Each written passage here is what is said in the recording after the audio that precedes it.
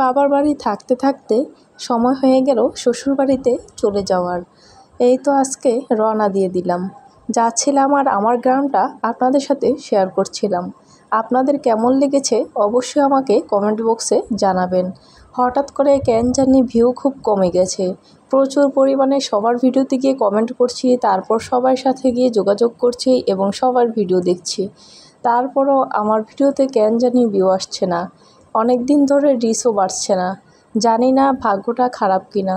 যখনই income source হওয়া শুরু হয়েছে এর মধ্যেই পেজেরও খারাপ অবস্থা হচ্ছে। এমনটা কেন হয় আমার সাথে?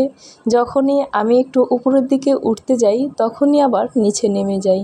জানি না আল্লাহ তাআলা হয়তো আমার ধৈর্যের পরীক্ষা নিয়েছে, কিন্তু এটা আমি জানি আমি যতটা ধৈর্য ধরব তার থেকে ফল বেশি মিষ্টি পাবো। আমি এটা অনেক সময় অনেক ক্ষেত্রেই দেখেছি। কথা বলতে বলতে আমি কিন্তু লঞ্চঘাটের দিকে চলে আসলাম। আমাদের বাড়ি থেকে লঞ্চঘাট কিন্তু একটু দূরেই। যাই হোক, এখন তো এসে পড়েছি। তো দেখতে থাকেন কিভাবে উঠলাম এবং কি করেছি, লঞ্চের ভিতরটা কেমন, সব কিছুই থাকবে এই ভিডিওতে। ধৈর্য সহকারে যদি ভিডিওটি দেখেন আশা করছি ভালো লাগবে। এই তো লঞ্চে উঠে পড়লাম, তারপর এখানে কেবিন নিয়ে নিলাম। সাবিরার বাবাও আসছিল, তো আমার মেয়ে আর আমি এখানে একটু দেখিয়ে দিচ্ছিলাম। সাবিরার বাবা আমাকে লঞ্চে উঠে দিয়ে আবার বাইরে চলে গেল, যেহেতু লঞ্চটা ছেড়ে দেবে এজন্য। ওর যাওয়ার সময়টা যে আমার কেমনটা লেগেছে সেটা আমিই জানি। অনেক দিন ধরেই আমরা একসাথে থাকি এবং দীর্ঘ 7টা বছরে পা রেখেছি ওর সাথে। খারাপ সময় হোক ভালো সময় হোক, জীবনসঙ্গীর সাথেই তো মানুষের ভালো দিনগুলি থাকে। যাই হোক, ও যাওয়ার সময় যখন আমাকে বলেছিল যে যাই, ও কিন্তু আমার দিকে তাকাতে পারছিল না। ওরও হয়তো খারাপ লাগছিল। যাই হোক, কথা বলতে বলতে লঞ্চের ছাদে গিয়ে একটু ভিডিও দেখিয়ে দিয়েছিলাম, আবার কেবিনে চলে আসলাম। এই তো এখানে এক ডালাল আমাকে বলল যে আপু আপনাকে আমি একটু ভালো করে বানিয়ে দিই, আপনি খেয়ে দেখেন ভালো লাগবে। ভাই, ওনার কথা শুনে আমি তো সব কিছু নিলাম, আমার কোনো কিছুই ভালো লাগেনি, শুধু চানাচুরটা ছাড়া। এই তো আমার মেয়ে এখানে আমরা খাচ্ছে, ও খুব পছন্দ করে। এই তো নদীর পথ, নদীতে চলছে লঞ্চ, এভাবে করে করেই চলে যাব। আপনাদের কেমন লেগেছে দৃশ্যটি অবশ্যই বলবেন। শরীরটা ভীষণ খারাপ করছে, যেহেতু অনেক দিন বাবার বাড়ি ছিলাম, তারপর বাসায় এসে দেখি আমার বাসার অবস্থা প্রচুর পরিমাণে খারাপ। যাই হোক, কথাগুলো আগেই বলে দিলাম। এই তো লঞ্চের ভিতরটা দেখিয়ে দিলাম। আসলে অনেকক্ষণ বসে থাকতে হয়, প্রায় 5 থেকে 6 ঘন্টা বসে থাকি। এভাবেও কিন্তু ভালো লাগে না, ভয়েও কিন্তু লঞ্চের কিনারে গিয়ে দাঁড়াতে পারি না, ভীষণ খারাপ লাগে। আর আমি তো পানিকে খুব ভয় পাই। আমার হাজব্যান্ডও পানিকে খুব ভয় পায়। সে তো বড় নদী দেখলেই খুব ভয় পায়। এই জন্য সে ঢাকায় থাকলে ভোলায় যেতে চায় না, সেখানে থাকলে এখানে আসতে চায় না। এই হচ্ছে ওর কাজ।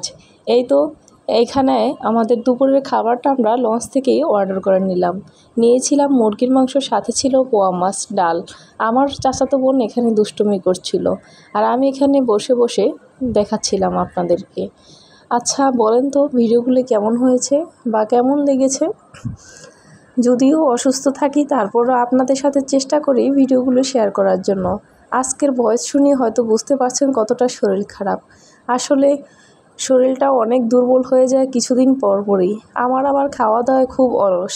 আমি সকালের খাবার হয়তো একটু লেট করে খাই, দুপুরের খাবার হয়তো একটু দুপুরে খাই না, আবার দেখা গেছে রাতের খাবারটা কোনো সময় খাই, কোনো সময় না খেয়ে শুয়ে থাকি। এভাবে করেই কিন্তু আমি আজকে শরীরে রোগ বাঁধিয়ে ফেলেছি। আর আমি কিন্তু প্রচুর পরিমাণে পানি কম খাই। পানিটা আমার খেতে খুব ইচ্ছেই করে না। সারাদিনে আমার মনে হয় না যে আমার পানির পিপাসা লাগছে। যদি কোনো একটু বেশি কাজ করি তারপর কিন্তু একটু পানির পিপাসা লাগে, এছাড়া না। এই তো এখানে আবার আমি চিড়া ভাজা নিয়ে নিচ্ছিলাম, সাথে নারকেল দিয়ে দিয়েছিল। এই খাবারটা খেতে খুব ভালো লেগেছে আমার। এই তো আমার মেয়ে এখানে দাঁড়িয়ে দাঁড়িয়ে লঞ্চ দেখছিল। আমরাও প্রায় কাছেই চলে এসেছি। এখন কিন্তু আমরা সদরঘাটে নেমে যাব, তাই তো এখন রেডি হয়ে নিচ্ছি, আপনাদের সাথেও দেখিয়ে দিচ্ছি। এই তো এখানের ভিউটা কেমন লেগেছে অবশ্যই আমাকে কমেন্ট করতে ভুলবেন না। চেষ্টা তো করি আপনাদের সাথে ভিডিও শেয়ার করার, কিন্তু আপনারা কেন দেখছেন না? আপনাদের কি ভালো লাগে না? আপনাদের জন্যই তো ভিডিওগুলো বানানো হয়। আপনারা যদি আমাকে ভালোবেসে সাপোর্ট করেন তাহলেই তো আমি অনেক দূরে এগিয়ে যাব।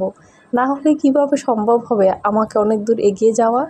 আপনারা আমার সাথে থাকবেন, আমাকে সুন্দর করে কমেন্ট করবেন, আমি যা পারি আপনাদের সাথে শেয়ার করব।